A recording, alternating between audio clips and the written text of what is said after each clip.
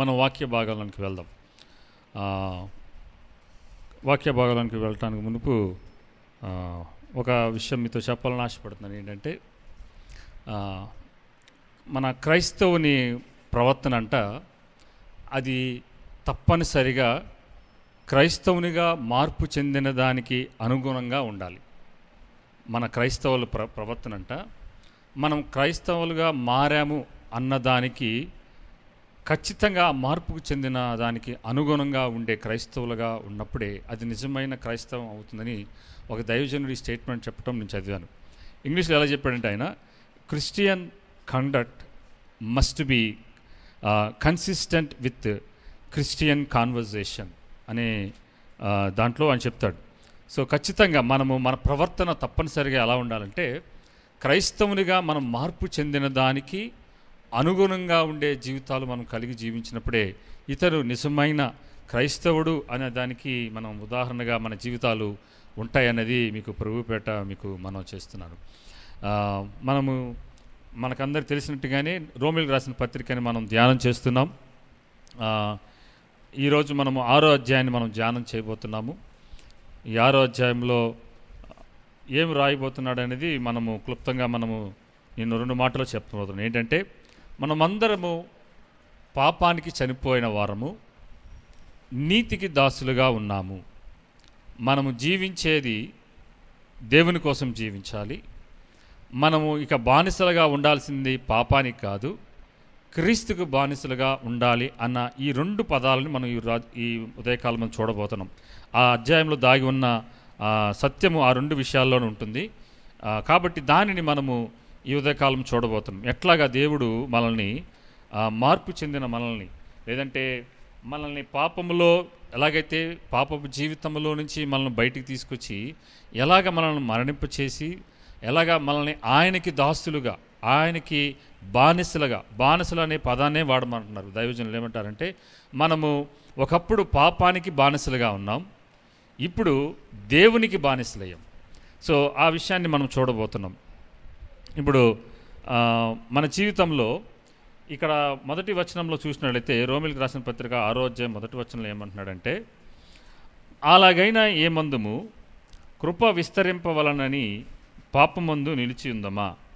ఈ వచనం అర్థం అవ్వాలంటే మనం 5వ అధ్యాయంలో చివరి వచనాన్ని మనం చదివితే అప్పుడు అర్థమవుతుంది. చివరి వచనం ఏముంది? 21వ వచనం 2 కలిసి ఉన్నాయి. మరియు అపరాధము విస్తరించినట్టు ధర్మశాస్త్రం ప్రవేశించెను, అయినను పాపము మరణమును ఆధారం చేసుకొని ఎలాగూ ఏలెనో అలాగే నిత్యజీవము కలుగుటకై నీతి ద్వారా కృపయు మన ప్రభువైన యేసుక్రీస్తు మూలముగా ఏలు నిమిత్తము పాపం ఎక్కడ విస్తరించనో అక్కడ కృప అపరిమితముగా విస్తరించను. ఇక్కడ ఈ రోమా సంఘంలో, ఆ సంఘంలో ఏం జరుగుతుందంటే మనము పాపము ఎంత ఎక్కువగా చేస్తే అంత ఎక్కువగా ఏమైందంట, కృప విస్తరిస్తుంది అనే ఒక ఆలోచనలో, ఒక భావనలో ఉన్నారు వీళ్ళు. సో ఎందుకంటే దేవుడు కృప ఎక్కడుంటుంది?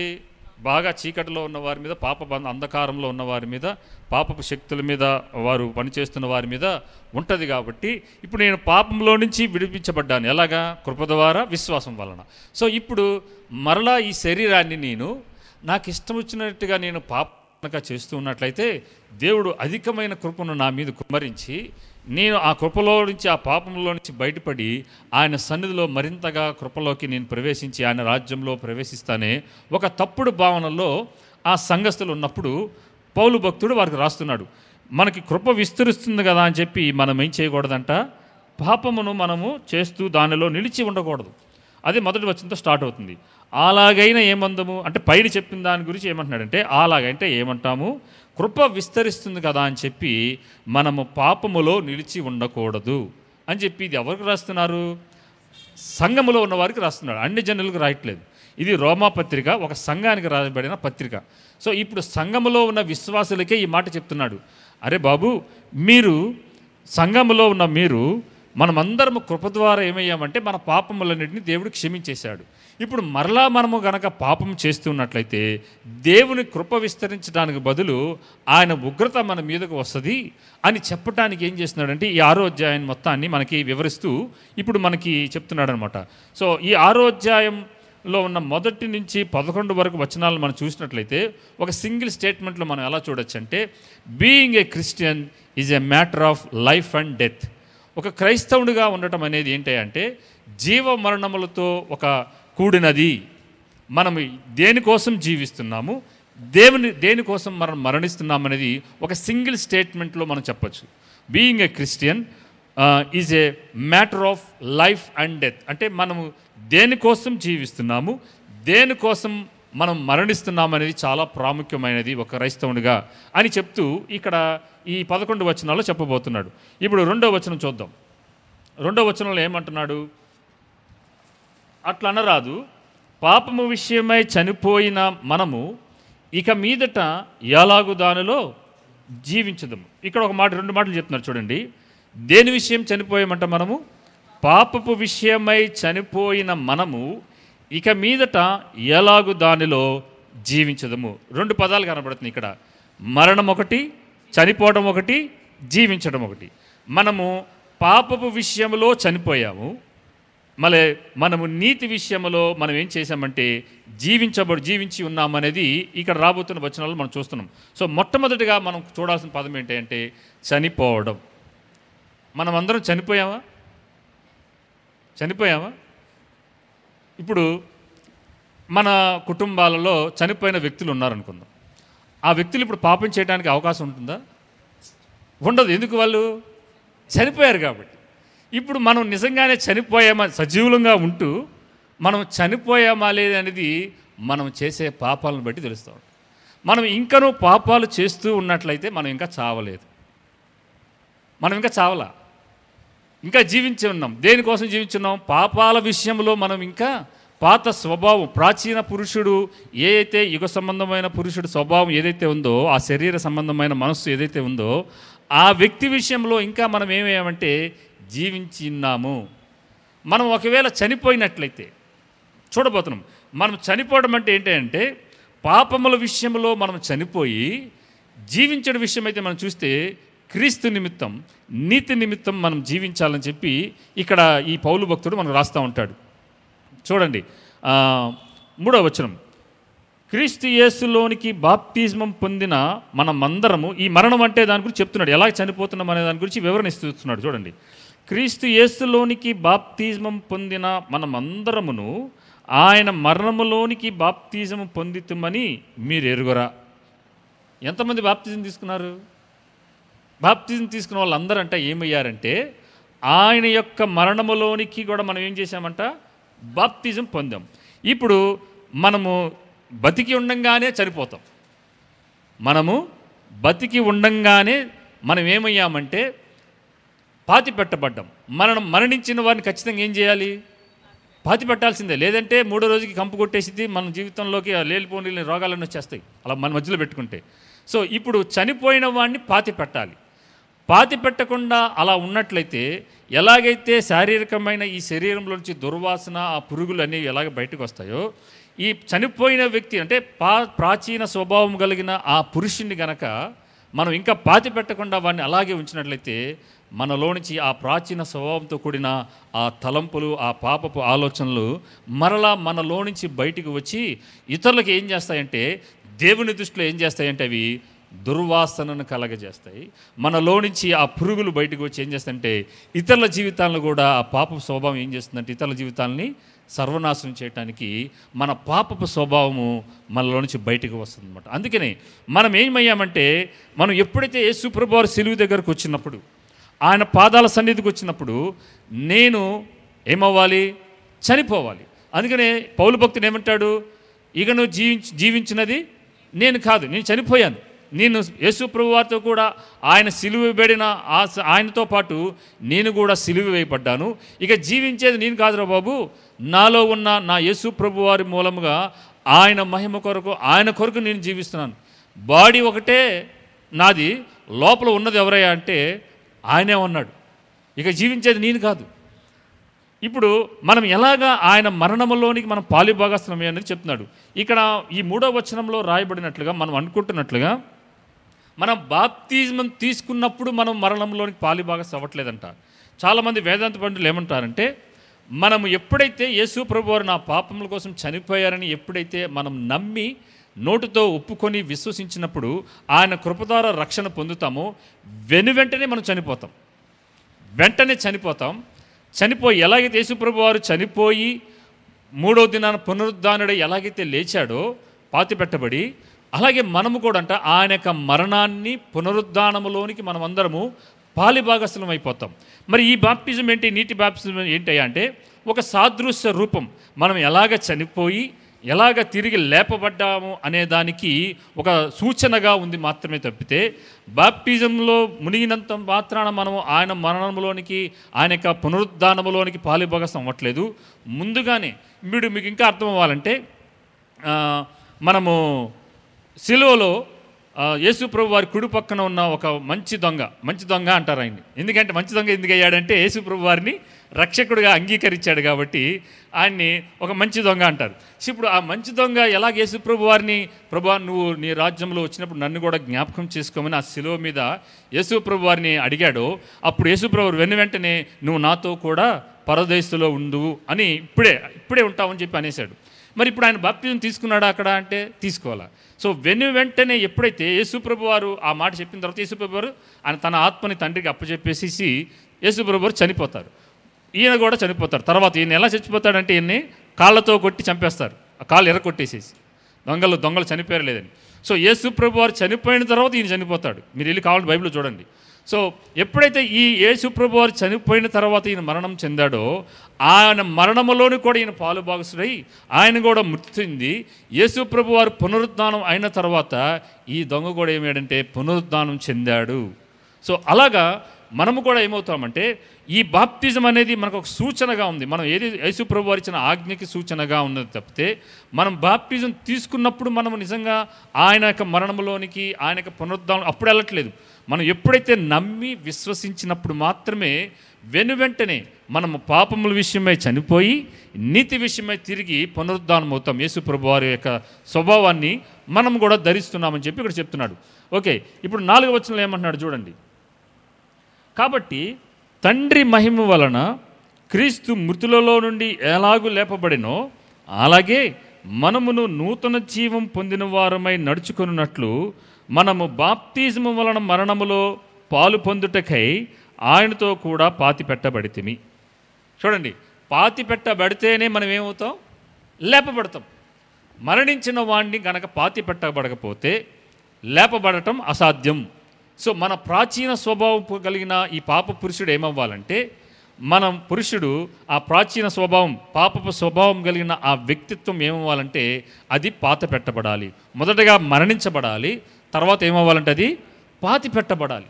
ఇప్పుడు మనం తిరిగి లేచినప్పుడు నూతనమైన స్వభావాన్ని ఇవ్వటానికి అక్కడ నూతన జీవము పొందిన వారమై నడుచుకొనున్నట్లు. ఇప్పుడు చనిపోయిన తర్వాత మనం ఏం చేస్తామంటే తిరిగి లేచాం. ఇప్పుడు లేచిన తర్వాత మనం ఎలా జీవిస్తున్నామంట?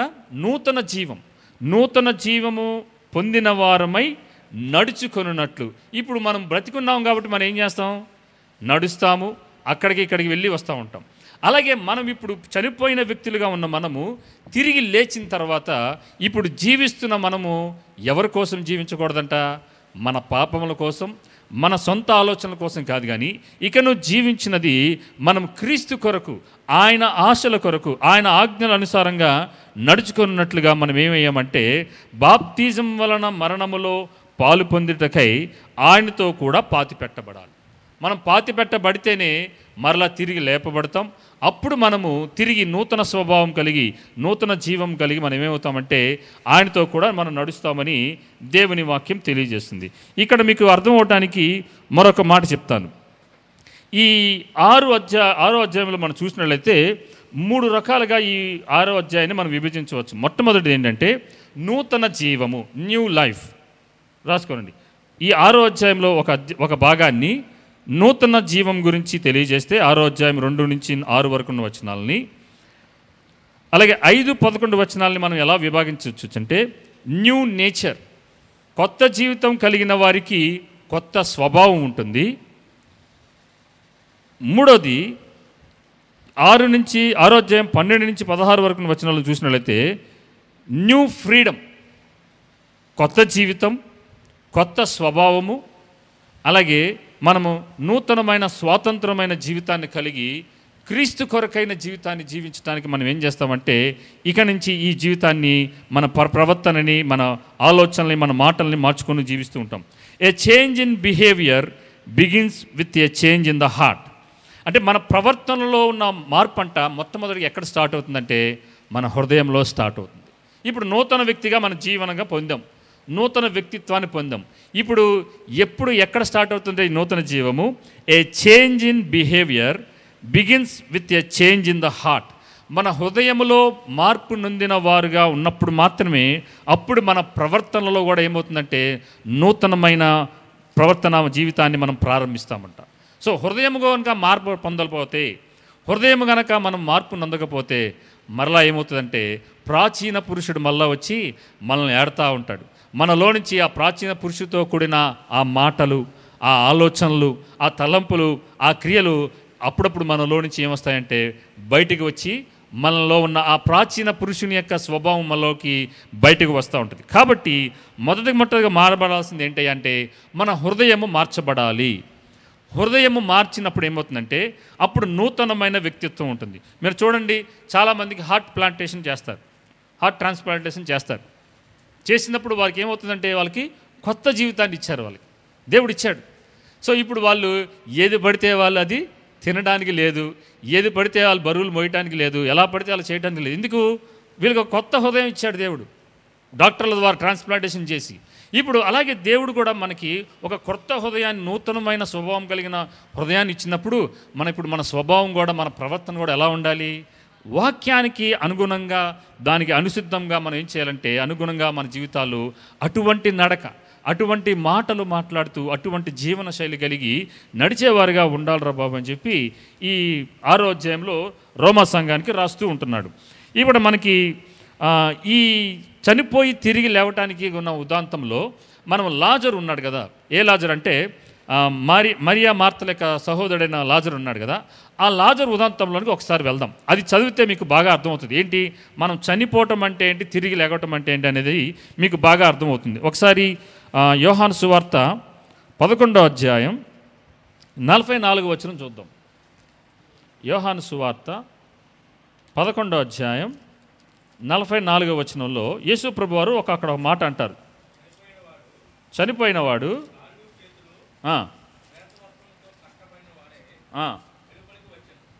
వెలుపలికి వచ్చాడు. లాజరు ఏం చేశాడంటే బయటికి వచ్చాడు పిలంగానే. యేసు ప్రభు వారు పిలంగా లాజరు బయటికి రానగానే వచ్చాడు. అతని ముఖమునకు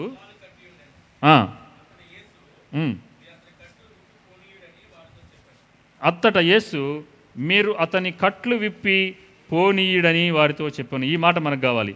ఇప్పుడు ఏం చేయాలంటే చనిపోయిన వాడు లేపబడ్డాడు కదా. ఇంకా ఏమున్నాయి? ఆయనకి కట్లున్నాయి, ఇంకా మొహానికి రుమాలు ఉందంట, అతని కట్లు ప్రేత వస్త్రాలు ఉన్నాయి. ఇంకా అంటే చనిపోయిన వాడికి ఉన్న ఆ ప్రేత వస్త్రాలు కూడా ఏం చేస్తున్నారంటే ఈ లోకంలో క్రైస్తవులు చాలామంది ఆ లాజరు వలె ఆ ప్రేత వస్త్రాలు వేసుకొని ధరించుకొని బయట తిరుగుతూ ఉన్నారు. ఇప్పుడు ఏమంటున్నాడంటే దేవుడు, ఆ కట్లు విప్పండిరా బాబు, ముందు మీరు విప్పితే అప్పుడు ఏం చేస్తాడంట, వాడు చక్కగా పోతాడు.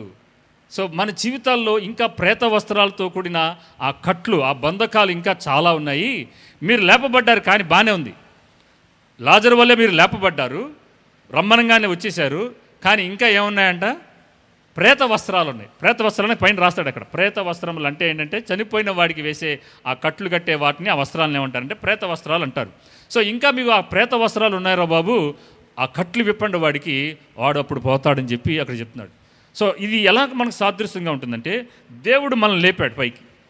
లేపిన మనము ఇంకను అదే పాపములో, అదే పాపపు స్వభావంతో కూడిన ఆ ప్రేత వస్త్రాలు అనబడుతున్న ఆ స్వభావంతో, ప్రాచీన పురుషుని స్వభావంతో ఇంకా మనం వాటిని ధరించుకొని మనము నడవటానికి వీలు లేనట్టుగా ఉంటాయి. అవి ఏం చేస్తాయి? మనల్ని అలా బంధించేసి ఉంటాయి.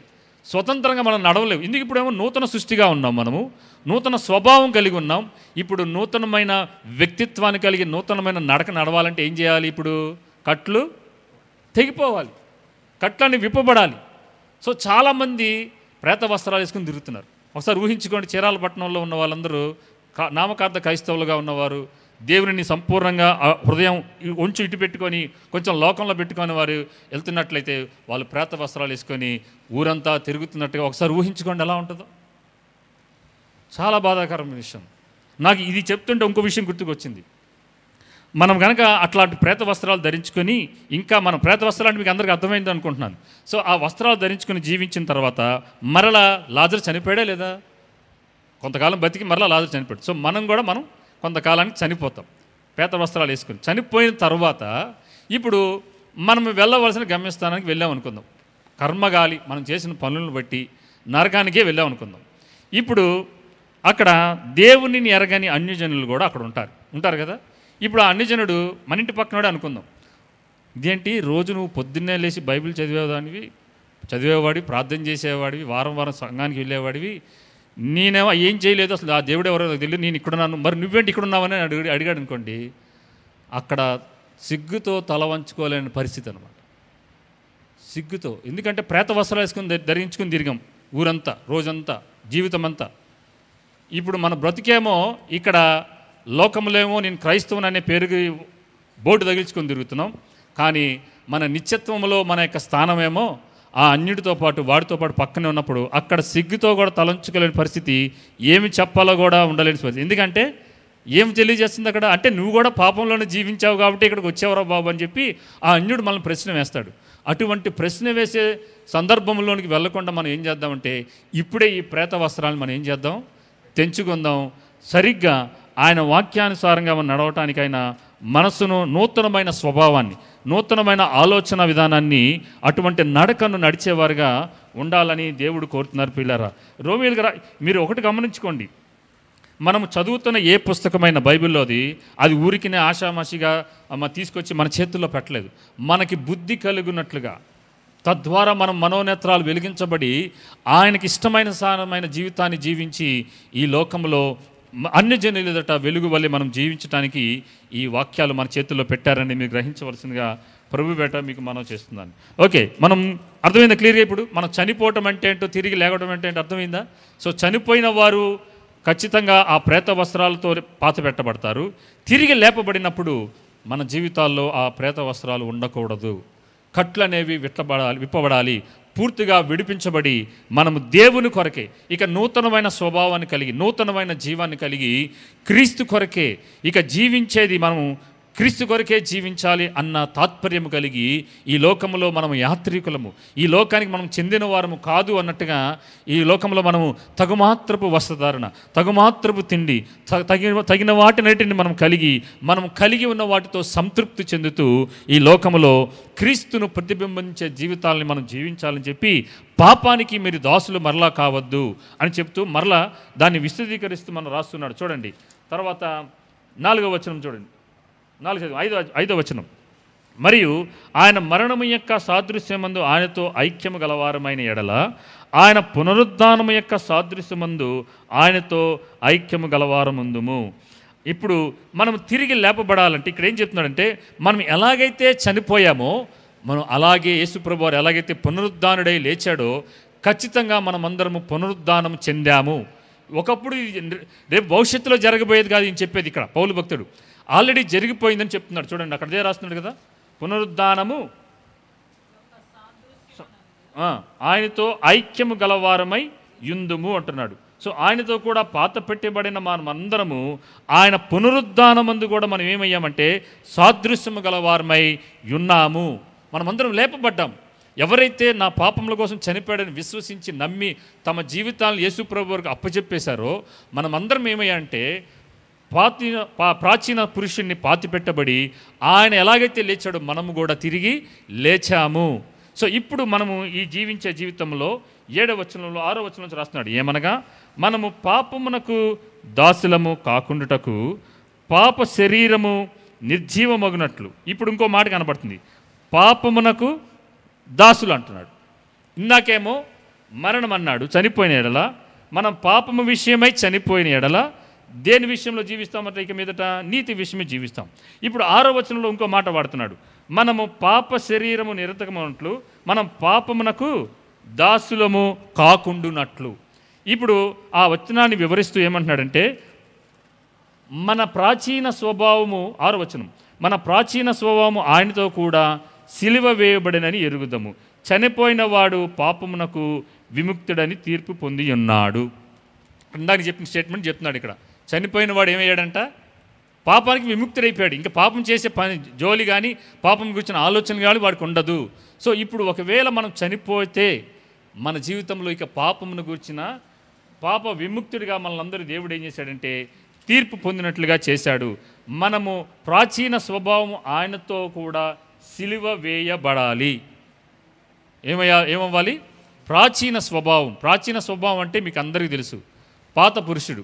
ఇంతకుముందు దేవుని తెలుసుకోకముందు మనం మాట్లాడే మన జీవన విధానం, మన యొక్క ఆలోచన విధానం, మన ప్రవర్తన, ఇతరులతో మనం ప్రవర్తించే తీరు, మన దైనందిన జీవితంలో మనం చేసే కుయుక్తితో కూడిన దుర్నీతితో కూడిన క్రియలు, వీటన్నిటిని ఏం చేయాలంటే ఆ ప్రాచీన పురుషుని ఏం చేయాలంట? సిలువ వేయాలంట. సిలువ వేయకపోతే మనం మరణించాం. సిలువ వేసినప్పుడే యేసుప్రభు వారు సిలువలో మరణించి వేలాడి ఆయనని పాతి పెట్టబడి పునరుద్ధానంలో లేచాడు. అలాగే మనం కూడా ఏమవ్వాలంటే సిలువలో మన పాపములన్నిటిని ఏం చేయాలి? సిలువకు కొట్టాలి. మనం చనిపోయినప్పుడు మాత్రమే మనం ఏమవుతామంటే ఆ ప్రాచీన పురుషుడిని సిలువ వేస్తాం. అలాగే మనమంతా చనిపోయినప్పుడు పాప విముక్తుడు అని తీర్పు పొంది ఉన్నాడు అని చెప్తున్నాడు. అలాగే 8-9 వచనాలు చూడండి ఒకసారి.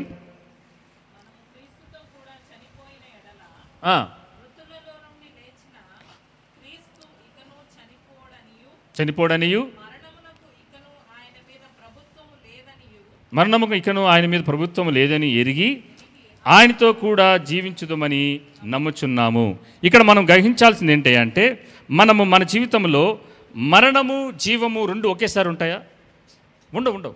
అయితే మనం జీవించినట్లయితే మనలో మరణం ఉండదు, మనం మరణించినట్లయితే మనము జీవించుతూ ఉంటాం. సో జీవించి ఉండగా మనం చనిపోవడం అనేది అసాధ్యం. అది సో మనం చనిపోతేనే మనము మళ్ళా పునరుద్ధానం అవుతాం.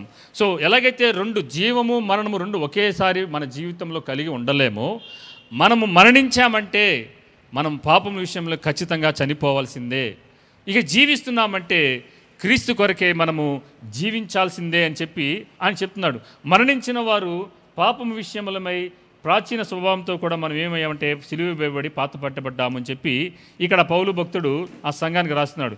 ఆయన ఎలాగైనా ఆయన చనిపోవుట చూడగా పాపం విషయమై ఒక్కమారే చనిపోయారు, కానీ జీవింట చూడగా దేవుని విషయమై జీవించుచున్నాడు అంటున్నాడు. సో ఇప్పుడు మనము అందరం కూడా ఈ శరీరంలో ఎన్నిసార్లు చనిపోతాం? శరీరంలో ఒకసారే చనిపోతాం. సో మనము కనుక 2 సార్లు చనిపోతే మనము ఒక్కసారి నిత్య జీవంలోనికి వెళ్ళిపోతాం. ఎలాగంటే మొట్టమొదటిగా మన ఆత్మ పురుషుడు, మన ప్రాచీన పురుషుడు ఏమవ్వాలంటే అతను మరణించబడి అతను పాతి పెట్టబడాలి. ఖచ్చితంగా ఆయన రాకడలో మనము నీతి స్వభావం కలిగి దేవుని నీతి చేత ఆపాదించబడి రక్షణ పొంది తమ జీవితాలని క్రీస్తు వాక్యానికి క్రీస్తు జీవితానికి అనుగుణంగా జీవించిన వారు ఖచ్చితంగా వారు లేపబడతారు. వారు ఇంకా సజీవులై ఉన్నా సరే వారు ఏమవుతారు? మహిమ శరీరాలు దాల్చి వారందరూ లేపబడతారు. కానీ ఎప్పుడైతే మనం ఒకవేళ మరణించాం, దేవుని తెలుసుకొని రెండోసారి కూడా చనిపోయాం, శరీరంలో కూడా చనిపోయాం అనుకోండి, ఖచ్చితంగా మనం ఏమవుతాం? మన పునరుద్ధాన దినమందు ఆయన రాకడలో మనమందరము ఎత్తబడతామనేది వాస్తవికమైన సత్యము. దాన్ని గ్రహించవలసిందిగా మనం చేస్తున్నాను. ఓకే, ఇప్పుడు ఎలాగైతే జీవ మరణములు ఒకేసారి మన శరీరంలో ఎలాగైతే ఉండలేవో, మనం అయితే జీవించి ఉంటాం లేతే మరణించి ఉంటాం అనేది దేవుని వాక్యంలో నుంచి మనం చూస్తున్నాం. ఇప్పుడు 11వ వచనం చూడండి. అటువలే మీరును పాప విషయమై మృతులుగాను దేవుని విషయమై క్రీస్తునందు సజీవులుగాను మిమ్మల్ని మీరే ఎంచుకోవాలంట. అంటే ఏమంటున్నాడు? చెప్పుకోండి అంటున్నాడు. మీరు నిజంగా చనిపోతే అటువలే మీరును పాపం విషయమై మృతులుగాను దేవుని విషయమై క్రీస్తు యేసునందు సజీవులుగాను మిమ్మల్ని మీరే ఎంచుకోనండి. ఇప్పుడు ఒకవేళ మీరందరూ మీ జీవితాలను యేసు ప్రభు వారికి కనుక అప్పగించినట్లయితే, ఇప్పుడు మీరు చనిపోయినట్లయితే, మీ ప్రాచీన పురుషుడు చనిపోయినట్లయితే, ఇక నేను జీవించేది యేసు కోసమే బాబు అనే ఒక తీర్మానం తీసుకొని అదే తీర్మానంతో మీరు మీ జీవితాలని ఆ తీర్మానం కలిగి ముందుకు నడవాలని చెప్పి చెప్తున్నాడు. 12వ వచనం చూడండి. కాబట్టి శరీర దురాశలకు, కాబట్టి అన్నాడంటే ఏమంటున్నాడంటే మనము పాపం విషయమై చనిపోయాం కాబట్టి దేవుని విషయమై క్రీస్తు యేసునందు సజీవులముగా మనమే ఎంచుకున్నాము కాబట్టి శరీర దురాశలకు లోబడినట్లుగా చావునకు లోనైన మీ శరీరమందు పాపమును ఏలనీయకుడి. అంటే ఇక్కడ ఏం చెప్తున్నాడంటే తిరిగి లేపబడిన తర్వాత కూడా కొన్నిసార్లు మరలా పాపము చేయటానికి అవకాశాలు, అపవాద అనేకమైన అవకాశాలు కల్పిస్తూ ఉంటాడు. మీ శరీరమందు అంటే చావునకు లోనైన ఈ శరీరమందు పాపాన్ని ఏలనివ్వకుండా చూసుకోండి.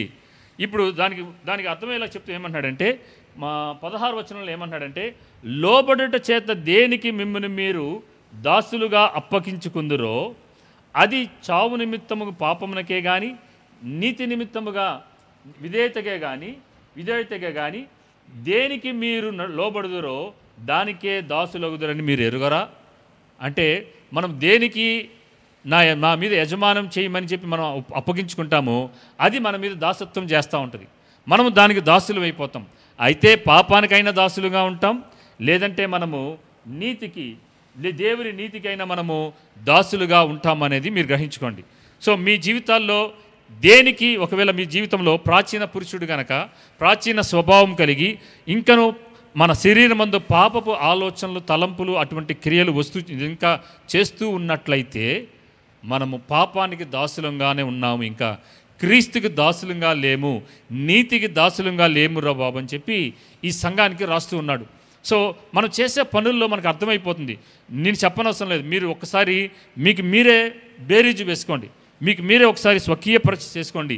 ఎక్కడైనా నా జీవితంలో నేను చేసే వాటిలో అధికమైనవి దేవునికి ఇష్టమైనవి అధికంగా ఉంటున్నాయా, లేదంటే దేవునికి అయిష్టమైనవి నా జీవితంలో అధికంగా ఉన్నట్లయితే మనము ఇంకనూ అయితే దేవునికి దాసులంగా ఉంటాం, లేదంటే అవినీతికి లేదంటే పాపానికి మనం దాసులుగా ఉన్నామనేది ఒకసారి మనం పరిశీలన చేసుకోవాలి.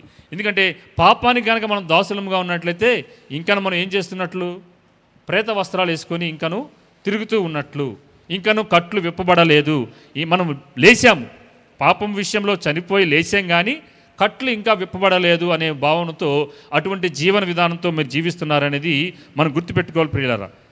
మనం ముందుకెళ్దాం. ఒకసారి 6-7 వచనాల్లో మనం చదివినట్లుగా మనము ఒక స్టేట్మెంట్ చూద్దాం. Dying to sin is not through the outward physical act of water baptism. ఇందాక చెప్పిందే, dying to sin is not through the outward physical act of water baptism, but it is by Christ through faith. మనము నీటి baptism వలన మాత్రమే కాదు, కానీ యేసు ప్రభువారు ఎలాగైతే ఆయన మరణించి తిరిగి లేచాడో అట్లాగే మనం ఏమయ్యామంటే మనము పాపముల విషయమై చనిపోయి తిరిగి లేపబడ్డాము అనేది ఈ భక్తుడు మనకు తెలియజేస్తున్నాడు. మనం ఇప్పుడు 13వ వచనం చూసినట్లయితే, మరియు మీ అవయములను దుర్నీతి సాధనములుగా పాపమునకు అప్పగింపకుడి. అయితే ఏం చేయాలంటే మృతులలో నుండి సజీవులం అనుకొని మిమ్మల్ని మీరే దేవునికి అప్పగించుకోమంటున్నాడు. మొట్టమొదటిదేమో మనం ఏం చేయమంటున్నాడంటే మీ అవయవాలు దుర్నీతి సాధనములుగా పాపానికి అప్పగించవద్దు, కానీ అయితే మృతులలో నుండి సజీవులం అనుకొని మీకు మీరే దేవునికి అప్పగించుకొనడి, మీ అవయములను నీతి సాధనములుగా దేవునికి అప్పగించండి అంటున్నాడు. అప్పగించడం అంటే ఎవరి చేతుల్లో ఉన్నట్టు? మన చేతుల్లోనే ఉంది. మన జీవితాలని దేవునికి ఇష్టమైనవిగా నీతి సాధనాలుగా ఇప్పుడు ఏం చేయాలంటే దేవునికి మన జీవితాలని ఆయనకి సంపూర్ణంగా అప్పగించాలి. లేని ఎడల ఏమవుతుందంటే ఇంతకుముందు మన అవయవాలు ఏం చేసినాయంటే దుర్నీతి సాధనాలుగా వాడబడ్డాయి. సాధనంగా వాడబడటం అంటే ఏంటంటే ఇప్పుడు ఈ మైక్ ఉంది, దేనికి సాధనంగా వాడబడుతుంది? నా వాయిస్ మీకు ఇంకా క్లియర్గా ఎక్కువగా బాగా వినబడడానికి వాడబడుతుంది. అలాగే ఇంతకుముందు మన జీవితంలో మన ప్రాచీన స్వభావం కలిగిన వారు అప్పుడు ఏం చేశామంటే ఈ శరీరాన్ని దుర్నీతి క్రియలు చేయటానికి సాధనంగా వాడింది. మన ప్రాచీన పురుషుడు వాడాడు, అపవాది చేత ప్రేరేపించబడి మనం ఏం చేశామంటే మనం ఆ క్రియలు చేస్తాం.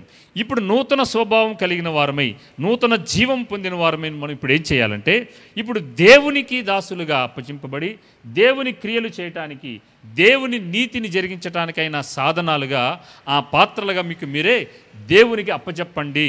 అప్పుడు దేవుడు మిమ్మల్ని నీతి సాధనాలుగా వాడుకుంటాడని చెప్పి ఈ 13వ వచనంలో మనకు తెలియజేస్తున్నాడు. 14వ వచనంలో ఏమంటున్నాడంటే మీరు కృపకే కానీ ధర్మశాస్త్రమునకు లోనైన వారు కారు, కనుక పాపం మీ మీద ప్రభుత్వం చేయదు. మనం కృప ద్వారా విశ్వాసము చేతనే మనం అందరం రక్షింపబడ్డాం కాబట్టి ఇక ధర్మశాస్త్రము అనేది మన మీద పాపము మన మీద ఏలుబడి చెయ్యదు అని చెప్పి ఈ 14వ వచనంలో అంటున్నాడు.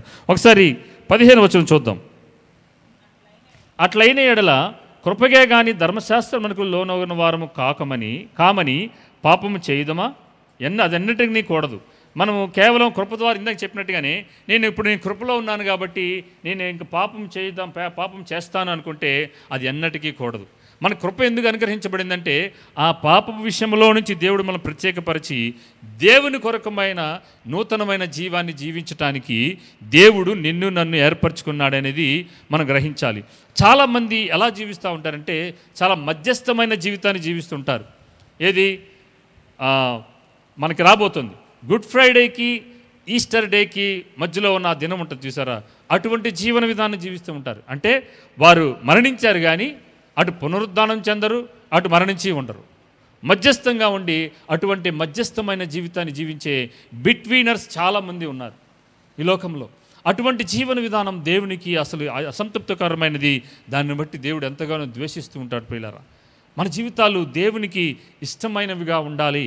ఈ శరీరంతో మనం పాపం చేసి నా ఆత్మ పరలోకం వెళ్ళిపోయిద్దంటే మనము భ్రమలో ఉన్నట్టే. చాలామంది అటువంటి భ్రమలో ఉన్నారు లోకంలో చూసినట్లయితే.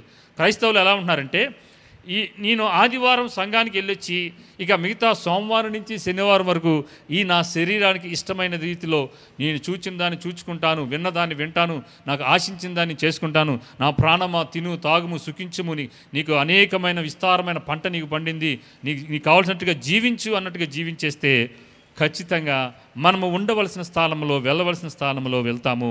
ఇంకా ప్రేత వస్త్రములు ధరించుకొని ఆ అన్యుడి పక్కనే మనం కూడా ఉంటామనేది వాస్తవికమైన సత్యం అని మీరు గ్రహించవలసిందిగా మనం చేస్తున్నాను.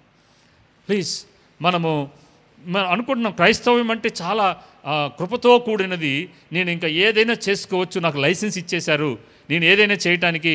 ఈరోజు పొద్దున నేను ప్రభువా నన్ను క్షమించి అంటాను, బయటికి వెళ్ళిన తర్వాత నా ఇష్టానుసారంగా జీవించేస్తాను, ఇక కృప అనే లైసెన్స్ నాకు ఇచ్చేశారు కాబట్టి నేను పరలోకానికి వెళ్ళిపోతానంటే పొరపాటు పడుతున్నారు.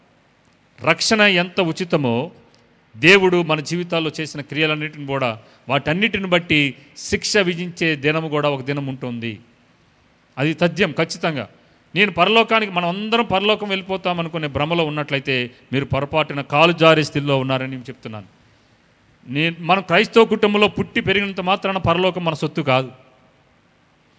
దేవుని వాక్యానుసారంగా జీవించి ఆయన ఆజ్ఞల అనుసారంగా జీవించి ఆయనకి ఇష్టమైన హృదయాన్ని మన జీవితానికి కలిగి నూతన స్వభావం ధరించి అటు ప్రకారం నడిచినప్పుడు మాత్రమే ఎప్పుడప్పుడు మన జీవితంలో కలుగుతున్న సమస్త మాలిన్యాన్ని తుడిచివేసుకుంటూ కడిగి వేసుకుంటూ యేసు రక్తంతో పరిశుద్ధమైన వధువుగా మనల్ని మనం మలుచుకుంటూ మచ్చైనను ముడతైనను కలంకము లేని అటువంటి పరిశుద్ధ వధువుగా మలుచుకున్నప్పుడే ఆ వరుడొచ్చి తన వధువుని తీసుకెళ్తాడు. ఈ లోకంలో ఉన్న వధూవరులే రాబోతున్న వరుడు కోసం ఎంత అందంగా బ్యూటీ పార్లర్కి వెళ్ళి వివాహ రోజున బాగా సిద్ధపడతారు. మరి మనమే మన ప్రియుడైన యేసు ప్రభు వారిని పాటలు పాడతాం వరుడు అని చెప్పి. ఆ వరుడు వస్తున్నప్పుడు మన జీవితాలలో ఎటువంటి మచ్చ కానీ లేదంటే కలంకము కానీ మరి ఏది మురికి అనేది మన జీవితంలో లేకుండా దినదినము మనము వాక్యపు వెలుగులో చూసుకోవాలి. ప్రియులారా, దేవుడు మనకిచ్చిన రక్షణని ఎలా పడితే అలా జీవించడానికి కాదు, ఇంకనూ పరిశుద్ధతలోనికి. పవిత్రుడు ఇంకనూ పవిత్రుడుగానే ఉండాలి, అపవిత్రుడు ఇంకనూ అపవిత్రుడుగానే ఉండనిమ్ము, వారి వారి లెక్కలు నేను తేల్చబోతున్నానని దేవుని వాక్యం తెలియజేస్తున్నాడు. ప్రియులారా, లెక్క అనేది తేల్చబోతున్నాడు.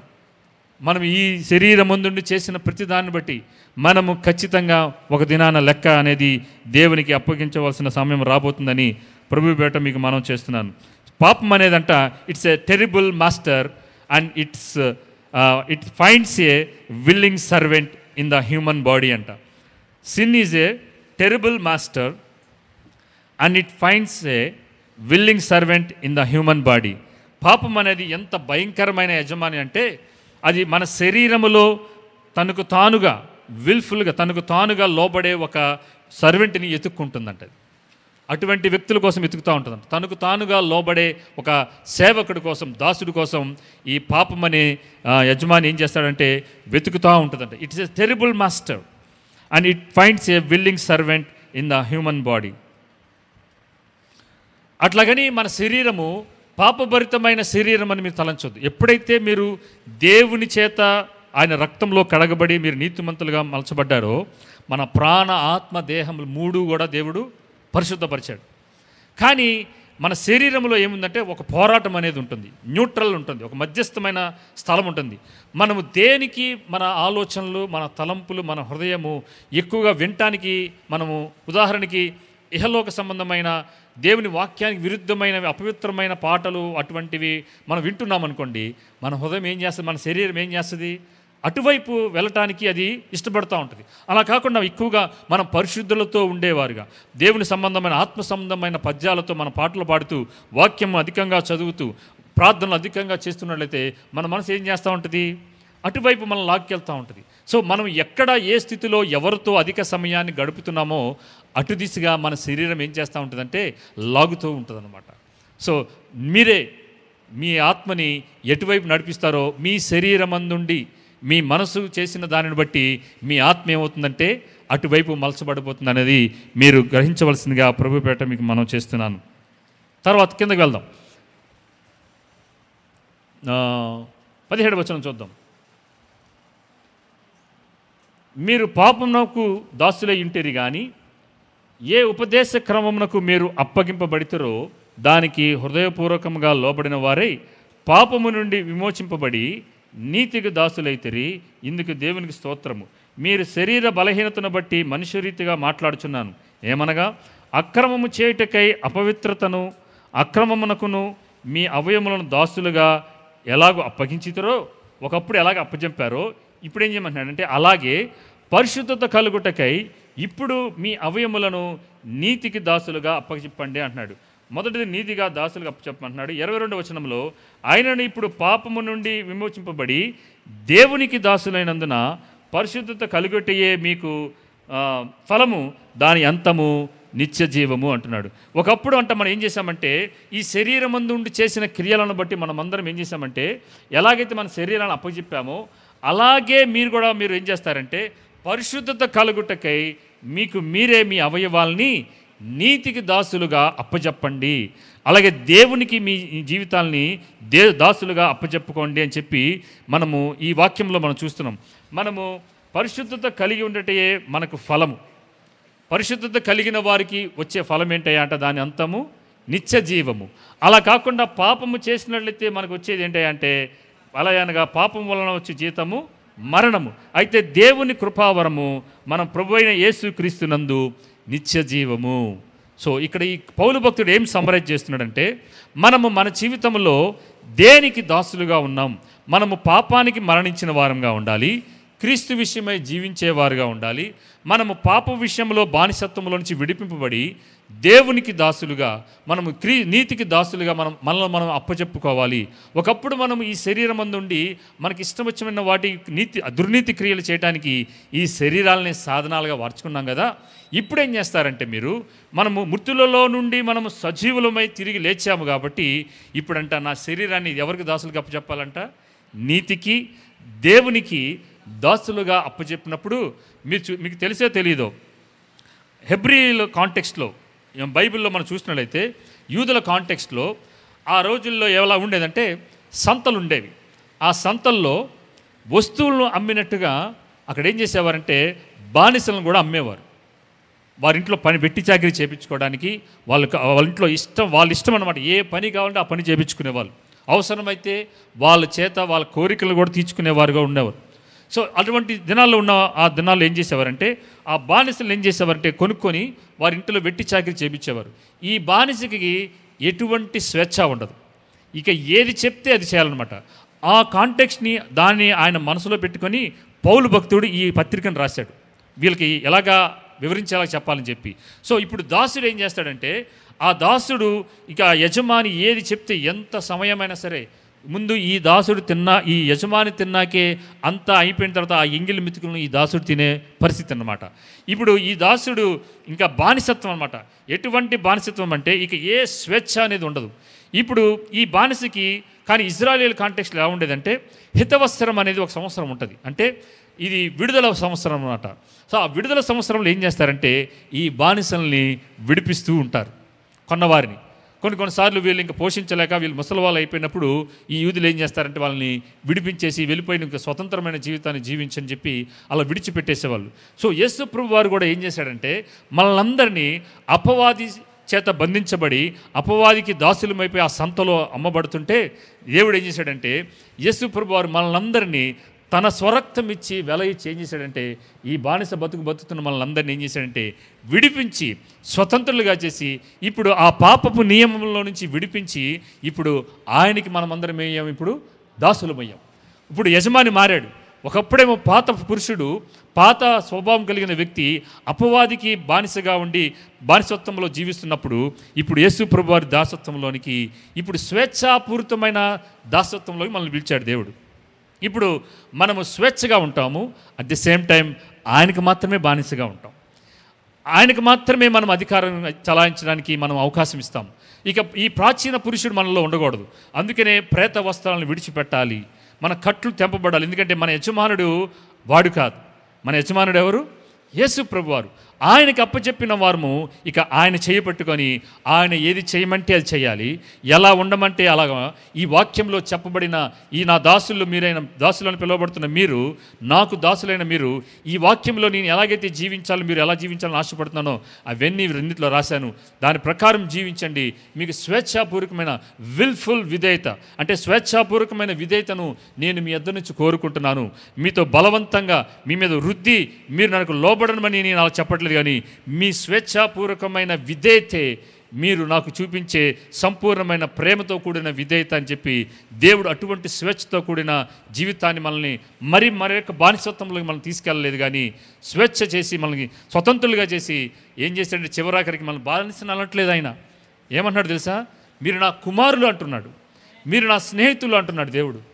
సో బానిస బతుకు ఎప్పుడు ఇంటి బయటే ఉంటుంది, కానీ దేవుడు ఏం చేశాడంటే మనల్ని తన కుమారులుగా చేసి మనకి ఆయనకి మధ్యగా ఉన్న ఆ అడ్డుకర్రను తీసివేసి, ఆ తెరను తీసివేసి, ఆ గోడను తీసివేసి తన ఇంటిలోనికి ప్రవేశించటానికైన భాగ్యమును తన కుమారులు కుమార్తెలుగా నిన్ను నన్ను మలచి ఆయన సన్నిధిలోనికి, ఆయన బల మీద బల చుట్టూ కూర్చొని ఆయనతో విందు చేసే ఒక దినములోనికి దేవుడు మనల్ని తీసుకురాబోతున్న దినం ఒకటి రాబోతుంది ప్రియులారా. ఆమేన్, హల్లెలూయా. సో మనం ఇంకను ప్రాచీన పురుషుడు కలిగిస్తున్న ఆ స్వభావంలోనికి మనం ఎవరు వెళ్ళొద్దు. ఆ స్వభావం అది నరకానికి తీసే దారి తప్పితే మనల్ని దేవుని దగ్గరికి తీసుకువెళ్ళే దారి కాదు. సో ఇప్పుడు మీ శరీరమందు మీరేం చేయాలంటే, మీరు మృతులైన వారు, నేను తిరిగి లేపబడ్డాను, కానీ ఎవరి కోసం లేపబడ్డాను? క్రీస్తు కోసం నేను లేపబడ్డాను. ఇకను ఈ శరీరం ముందు నీ జీవిస్తున్న ఈ నా జీవితం నా కోసం కాదు, నా యజమాని అయిన యేసు కోసం నీతి సాధనాలుగా ఈ శరీరాన్ని ఇంకా వాడుకుంటాను. నీతి సాధనాలుగా వాడబడటానికి అనేకులకు ఆశీర్వాదకరంగా ఈ నా శరీరాన్ని వాడబడటానికి నేను అప్పగించుకుంటాను నా ప్రభువుకు అని చెప్పి మీ దేహాలని దేవునికి సమర్పించుకోనండి. అప్పుడు ఖచ్చితంగా ఈ శరీరమందు మనం ఒకవేళ మరణించినప్పటికీ మనం ఒక దినాన పునరుద్ధానం అనేది జరగబోతోంది. అది ఖచ్చితంగా జరగబోతోంది. ఆ పునరుద్ధానమందు మన నిత్యత్వ స్థితి ఈ దినాల్లో మనం జీవించే దాన్ని బట్టి మార్చబడబోతోంది అనేది పౌలు భక్తుడు వారికి తెలియజేస్తున్నాడు. ఈ ఉదయకాలం మనకు కూడా దేవుడు తన వాక్యం ద్వారా తెలియజేస్తున్నాడు. మనమందరం కళ్ళు మూసుకున్నట్లయితే మనం ప్రార్థన చేసుకుందాం. మనమందరం విన్న వాక్యపు వెలుగులో నుంచి రెండు మాటలు మనం ఇక్కడి నుంచి పట్టుకొని వెళ్దాం. నేను దేనికి దాసుడిగా ఉన్నాను, నేను నా పాపానికి నేను మరణించానా లేదా అనేది, నా ప్రాచీన పురుషుడు పాతి పెట్టబడ్డా, అలాగే నేను పాపానికి నేను దాసునిగా ఉండకుండా, అపవాదికి నేను ఇంకా దాసునిగా ఉండకుండా, నేను తిరిగి లేపబడి పునరుద్ధానం జీవం చెందిన నేను నా ప్రభువుకి నేను దాసుడిగా విల్ఫుల్గా నా యొక్క స్వచిత్తానుసారంగా నా ప్రభువుకి నేను విధేయత చూపించడానికైనా జీవన విధానాన్ని సంపూర్ణమైన, తప్పనిసరి, స్థిరమైన, ప్రత్యేకమైన ఒక నిబద్ధత కలిగిన విధేయత దేవునికి చూపించడానికి నీ హృదయాన్ని ఆయనకి సంపూర్ణంగా సమర్పించుకోండి ప్రియులారా. ఓ హల్లెలూయా. ప్లీజ్, మీకు ఇటువంటి వాక్యములు వర్తమానాలు బయట మీకు వింటారో నాకైతే తెలియదు, కానీ దేవుడు మనల్ని తన మహాకృపలో మనల్ని సరిచేస్తూ మనల్ని ఆయన రాకడలో ఆయన సన్నిధిలో ఉండాలన్న ఉద్దేశంతోనే మనల్ని సరిచేస్తున్నారు ప్రియులారా. మన బిడ్డల్ని మనం ఎందుకు సరిచేస్తాం?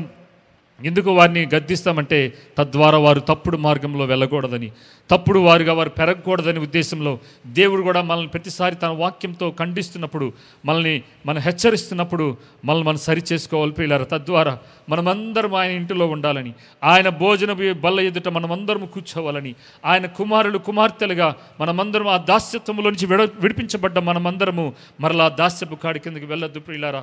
ఆ పాపము చాలా సులువైనది, అది ఎంతో విలువైనది ప్రియులారా. మన జీవితాన్ని కోరుకుంటుంది, మన ప్రాణాన్ని కోరుకుంటుంది, మన యొక్క నిత్యత్వాన్ని అది కోరుకుంటుంది ప్రియులారా. ప్లీజ్ మనం మెలకువగలిగిన వారమై, బుద్ధి కలిగిన వారమై పాప విషయంలో మనం బహు జాగ్రత్తగా ఉందాం. నీతికి మనమే దాసులుగా, దేవునికి దాసులుగా మిమ్మల్ని మీరే మీ శరీరాలని నీతికి సాధనాలుగా అప్పగించుకోనండి. మనం మృతి చెందిన వారమై, క్రీస్తు కొరకు తిరిగి లేపబడిన వారమై, పునరుద్ధానం చెందిన వారంగా నూతనమైన నిరీక్షణ కలిగి ఒక గొప్ప నిరీక్షణ మనకుంది. నేను ఈ లోకానికి చెందిన వాడిని కాదు, ఈ లోకం నాది కాదు, నేను జీవిస్తున్న నా జీవితం ఒక శుభ నిరీక్షణ కలిగిన జీవితం కోసం నేను జీవిస్తున్నాను అని ఒక తీర్మానం కలిగి ఇక్కడి నుంచి మీరు వెళ్ళి ఇది మొదలుకొని, ఈ దినం మొదలుకొని, ఈ క్షణం మొదలుకొని అటువంటి మనస్థితితో మీరు జీవించండి. ఒకవేళ ఇక నుంచి ఎప్పుడైనా పాపం చేయడానికి మీరు ఆలోచన వస్తే మీరు ఒకటే చెప్పండి, నేను చనిపోయాను, నా ప్రాచీన పురుషుడు చనిపోయాడు, ఇక జీవించేది నేను కాదు, ఈ నా శరీరం నా కోసం కాదు, క్రీస్తు కోసం అని చెప్పండి. ఆ పాపంతో మీరు చెప్పండి ప్రియులారా. ఓ హల్లెలూయా. నేను దేవునికి దాసుడను, నేను పాపానికి దాసుడు కాదని చెప్పండి. మీకు మీరే మృతులలో నుంచి సజీవులమై ఉన్నామని మీకు మీరే చెప్పుకోనండి ప్రియులారా. Thank you Jesus, thank you lord.